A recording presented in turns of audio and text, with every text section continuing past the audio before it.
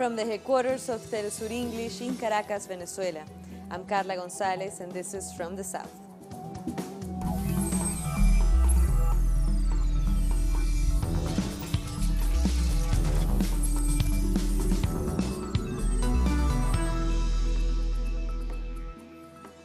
We begin in New York, where Cuban President Miguel Diaz-Canel told opening session of the UN General Assembly that the only way to guarantee worldwide stability is to address the root causes of the problem.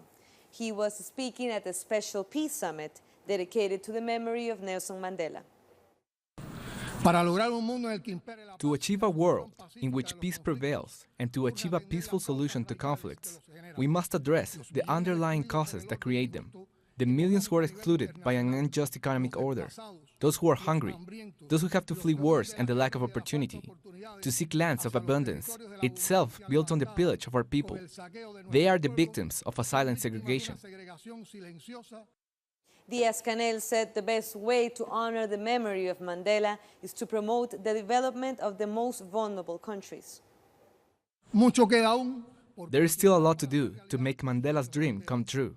The only worthy tribute is to boost the development of disadvantaged countries. Acts more than words. Cooperation, not intervention.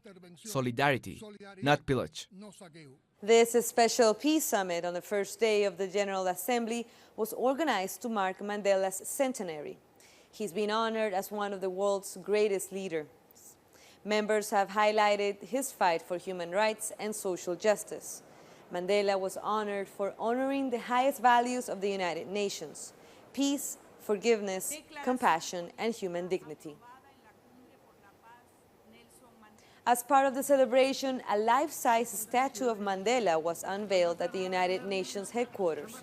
The South African President Cyril Ramaphosa attended the unveiling. The statue has been placed in honor of what would have been Mandela's 100th birthday. 20 years ago, almost to the day, President Nelson Mandela addressed the UN General Assembly for the last time.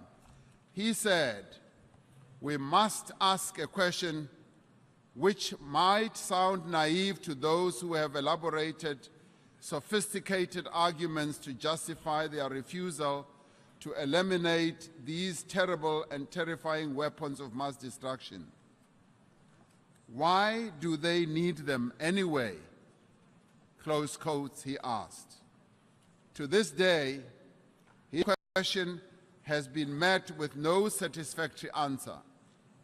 The truth is that there can be no justification for the existence of weapons that carry with them the potential to extinguish life on this planet. Trinidad and Tobago's Foreign Affairs and CARICOM Minister Dennis Moses paid tribute to the apartheid leader at the Peace Summit. Nelson Mandela is one of the most eminent leaders of our generation. We salute him as a freedom fighter and an icon of reconciliation. Mr. Mandela's life and the legacy is testament to the purposes and the principles enshrined in the Charter of the United Nations. That is, to maintain international peace and security, to promote and protect human rights. Meanwhile, Bolivian President Evo Morales met with the President of Iran, Hassan Rouhani, at the UN headquarters. Morales tweeted a photo with the leader and said that both agreed on how to respect international rights and UN resolutions. Morales said Rouhani offered investment in education and health, as well as technology.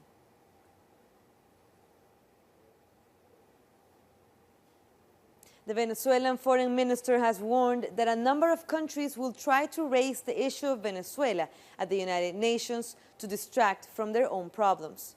Jorge Arreaza was speaking outside the UN headquarters in New York. Get ready to see how the United States, Colombia, and countries of the Lima cartel are going to use the topic of Venezuela here for everything. To hide the corruption scandals, the increase in narcotics production, their failures in the peace process, and their falling popularity at home. They'll use migration in Venezuela to try hide it all. The Spanish government says it will file a complaint against OAS Secretary General Luis Almagro. The complaint comes in protest to the language Almagro used against former Prime Minister José Luis Rodríguez Zapatero. The OAS secretary said Zapatero was a moron regarding Venezuela. Zapatero has played a prominent role as a mediator in the attempts to reach an agreement between the government and the Venezuelan opposition.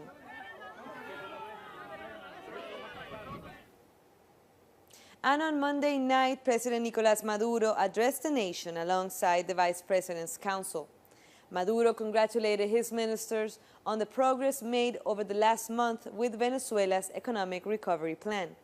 He also praised both the security services and the Venezuelan people for their role in dismantling the conspiracy behind last month's failed assassination attempt. 3 of those involved were arrested over the weekend.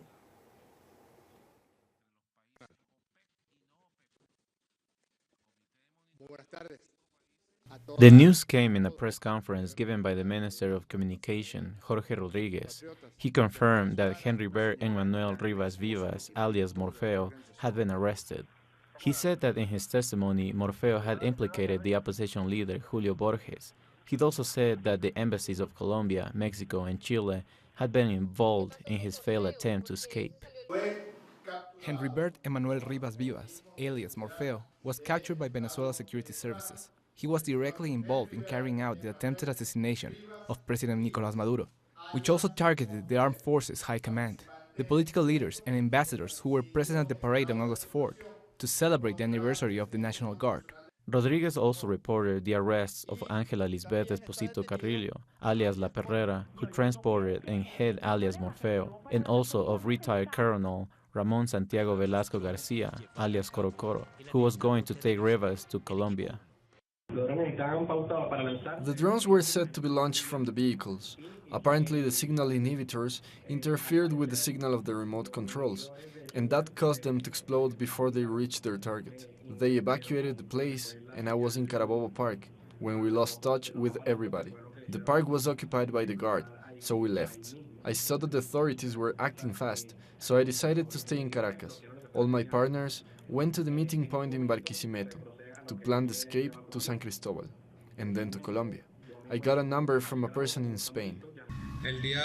On August 5, I tried to reach the number, and she told me I had to go to the Chilean embassy. From there, they were going to take me to the Mexican embassy, and then to the Colombian embassy. And from there, they would take me across the border. The confessions of those arrested and the investigation of their cell phones revealed their links to Air Force Captain Layret Salazar, who took part in the coup of 2014, known as the Blue Coup, and who had escaped of her house arrest thanks to the cooperation of alias Coro Coro. The opposition leaders Julio Borges and Juan Requesens have also emerged as being behind the attack. They liaised with immigration authorities in Colombia and provided logistical and financial support to Maria Antonieta da Silva, alias Genesis, who is in Spain, and Maria Isabel Rodríguez Briceño, alias Maye, who is on the run in the United States. We have a lot of evidence that involves Julio Borges in the attempted assassination. It is perfectly clear. You should ask the journalist Patricia Poleo for the evidence that links Borges to the Blue Coup in 2014. So far, a total of 28 people have been arrested in connection with the attempted assassination of the President of the Republic and almost all of his leadership team. Requests have already been made for recapture and extradition from Spain, Colombia, and the United States of those who organized and financed Operation Phoenix, as the attack on August 4th was called. Coming up, more stories. We'll be back.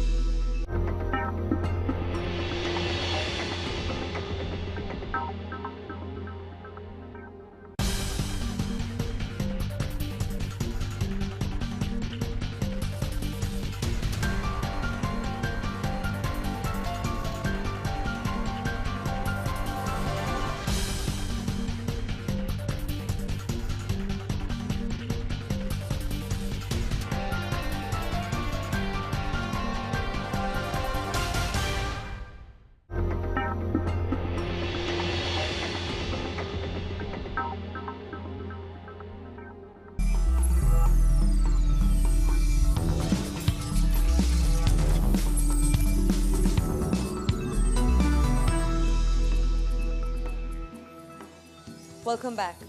The electoral campaign of Workers' Party candidate Fernando Haddad continues. Haddad toured the southwest of Brazil, visiting former President Luiz Inácio Lula da Silva again on Monday.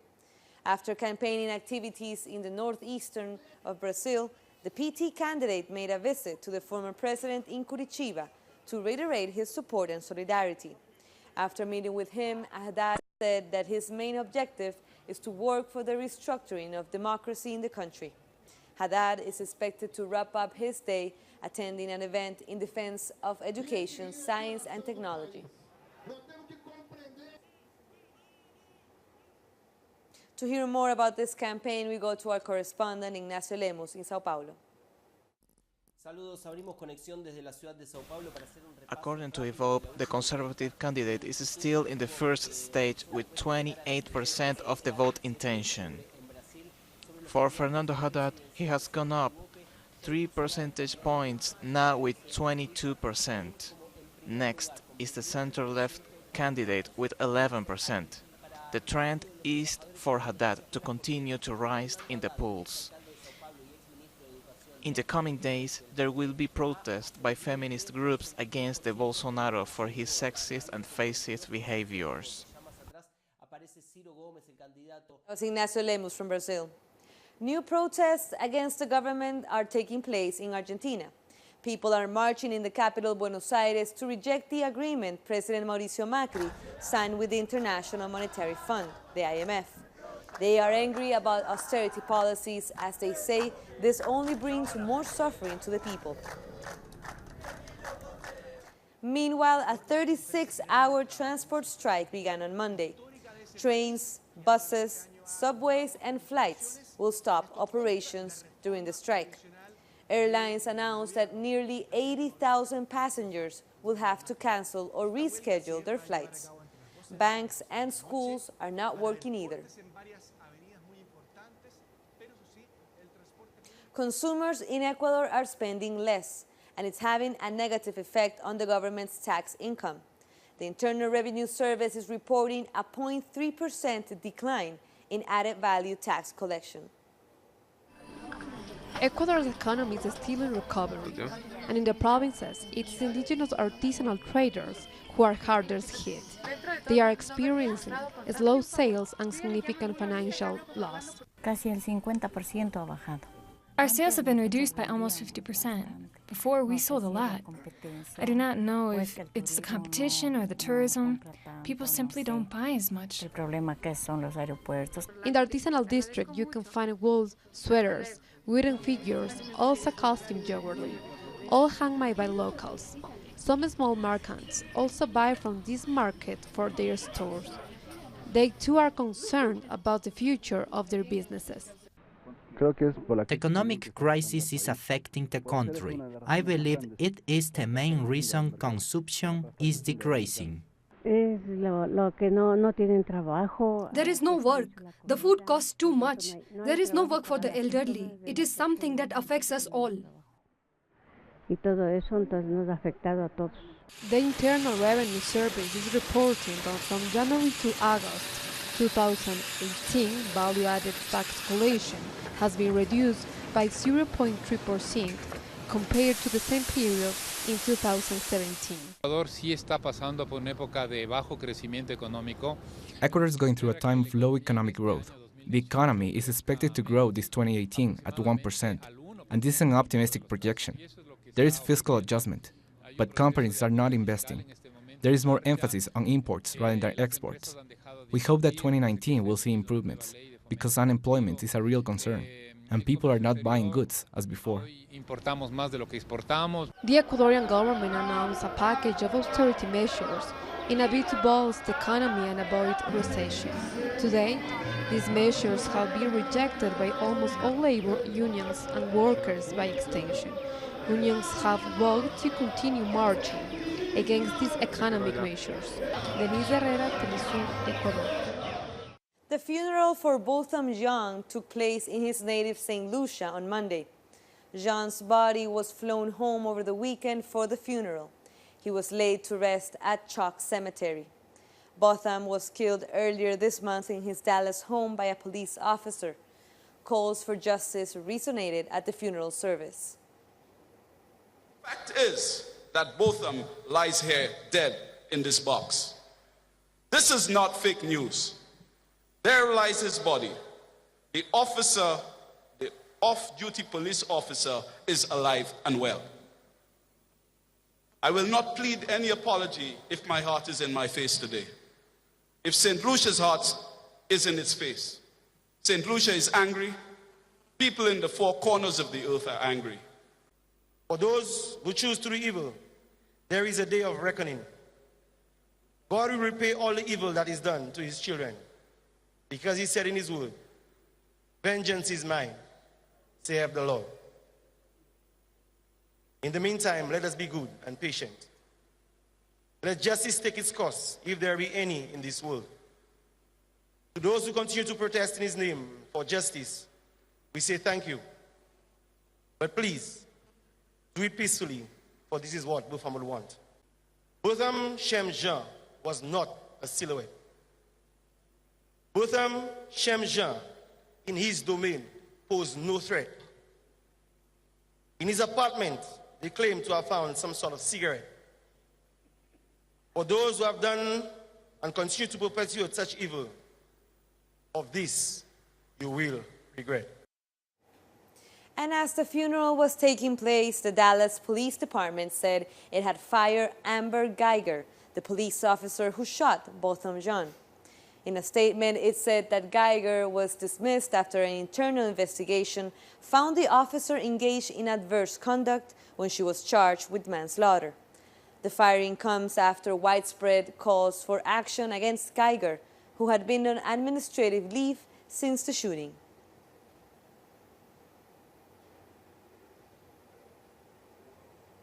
Meanwhile, the Organization of Eastern Caribbean States is standing firmly in solidarity with the family of Botham Jean. The Prime Minister of St. Vincent and the Grenadines, Ralph Gonsalves, who is also the head of the OECS, called upon the U.S. to ensure justice. Gonsalves also told the United States that their small ranking in global affairs should not lead to false assumptions about the strength of their determination in the fight for justice.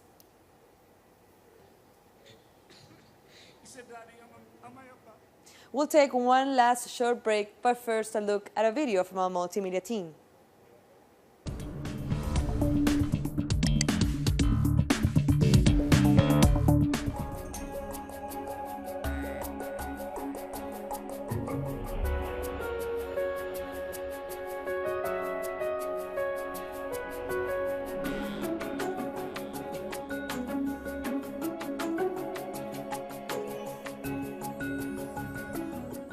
El grupo es grande porque la necesidad es grande.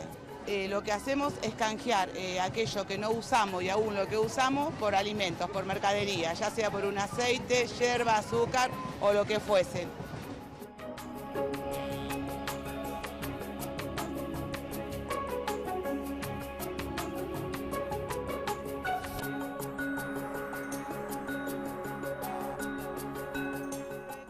Y la verdad que me sirve un montón, porque cada vez las cosas están más caras y no las puedo comprar, hay cosas que no las puedo comprar. Entonces me resulta mucho venir.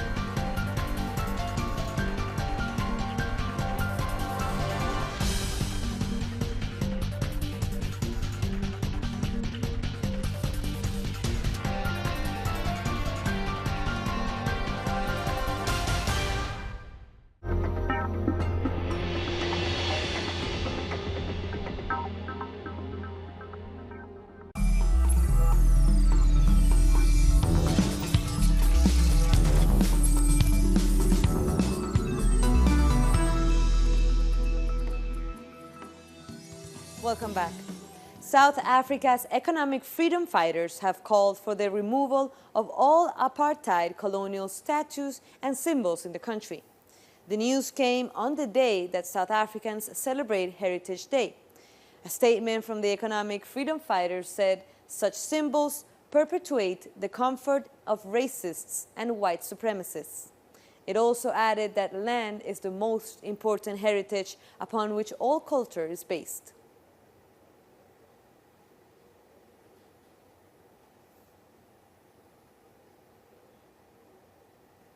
Heritage Day in South Africa is a day to celebrate diversity in culture, language, and traditions of the country. Each year, locals display their various cultures in their traditional clothing, songs, dance, and food. People across the country stepped out in style to show pride in their heritage. Originally, the day was known as Shaka Day, in commemoration of King Shaka Zulu, and has been celebrated since 1995. Made a huge contribution towards development of education in South Africa. Although as missionary he came with a specific focus to spread the gospel amongst the indigenous people, the Khoi, and the best way to start was actually teaching the people to read and to write. And Schmidt established his first school in the interior, 1737. Genadendal is a very old town. And behind Genadendal there's a huge story to be told, and now that it's turned like this huge age, I'm actually happy that I can be part of it. Let's turn to Moshfika Botha of Moja Media, who has more from Johannesburg. As South Africa celebrates National Heritage Day, so too does Genadendal celebrate 280 years of the establishment of its Christian missionary. As South Africa works towards reconciliation, social justice, and social cohesion, Genadendal, like many a South African town with its rich heritage and history, has a huge role to play. That was Moshfika Botha from South Africa. And now, the International Week of the Deaf has begun. The National Federation for the Deaf has initiated awareness and training activities for its members in Senegal. The Federation will host an exhibition to highlight the know-how of its members, which is one of the themes this year. Other issues around the political participation of deaf people in the electoral process were also debated. This year, the official ceremony coincides with the International Day of Sign Language adopted by the General Assembly. Resolution was taken last year. It is the first time that this day is celebrated at the international level. It's important for us. We are normal citizens. I want to see TV spots with an interpreter to explain exactly what we should do. If we are well informed, it will help us participate in the election. One man was killed and scores were injured by live ammunition and tear gas used by Israeli security forces on Palestinian protesters gathered along the Israeli-Gaza border on Monday. Several fishing boats carrying Palestinian flags participated in the protests just off the shoreline before being forced to head back to shore. Palestinians have been holding regular protests along the border since March as part of the Great March of Return. 136 protesters are reported to have been killed by Israeli fire since they began. The Israeli government has ordered the residents of the Palestinian town of Khan al-Amar in the West Bank to leave their homes before the 1st of October. The Israeli forces say they will not only demolish the houses themselves if the villagers don't leave, but will also make them pay for it. Its 180 inhabitants decided to stay. The United Nations, the European Union, and human rights organizations have condemned this measure.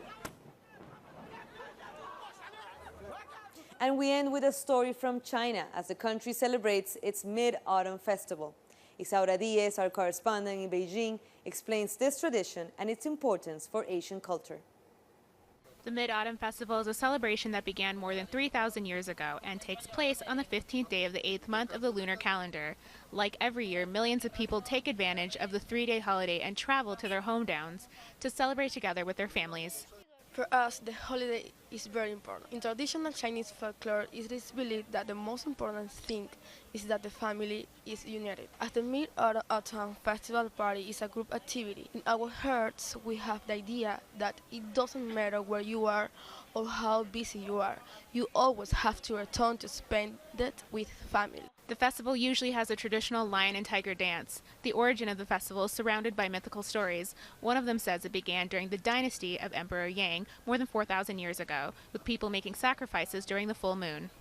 It is not necessary to protect this festivity because the Mid-Autumn Party is automatically in the philosophy of life of the Chinese people. They will always remember these days. It's almost impossible to forget because of it is a party that is celebrated with family. You will always remember your dear family, especially those who work and live away from their homes.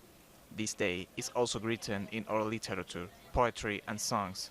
It is no longer necessary for people to explain it. Everyone knows that they have to do and what they should buy. Generally, the festival is celebrated with greater emphasis when the night falls, sharing outdoor banquets to celebrate the full moon. But the fundamental piece of the festival is this moon cake, a sweet cake generally rounded, filled with a lotus seed paste that can also contain the yolk of duck eggs, nuts, sesame seeds, or ham, among other ingredients. It's a moment for celebration, family, remembering ancestors, and with the help of red lanterns to thank good harvest and exchange gifts. And with that story, we've come to the end of this news brief. But this and many other stories you can find on our website at telesurtv.net/English. Here you can find, for example, more information on the UN General Assembly and what all the presidents and leaders of the world have said in that debate.